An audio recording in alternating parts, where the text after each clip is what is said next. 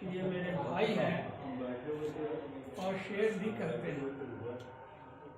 تب ہم لوگوں نے جانا کہ یہ ایک شاعر بھی ہے،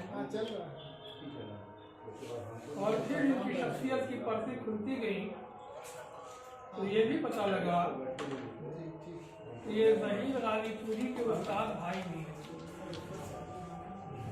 اور دونوں نے ایک ہی استاد ابر عسکری گلنوری سے شاعری کی تعلیم پائی ہے۔ اور شاید ظہیر غازی پوری کی ایما پر ہی انہوں نے اپنا پہلا مجموعہ کلام ٹوٹتے پتوں کا دکھ شائع کرایا، کیونکہ تب تک یہ درویش صفت انسان شہرت سے بہت دور بھاگتے تھے، ان کا کوئی کلام شائع نہیں ہوا۔ اور اس کے 20 برسوں بعد ان کا یہ دوسرا مجموعہ کلام خارزار مسئلہ شہود پر آیا ہے، اور خوشی کی بات یہ ہے کہ اس میں 3 فارسی کی غزلیں بھی شامل ہیں۔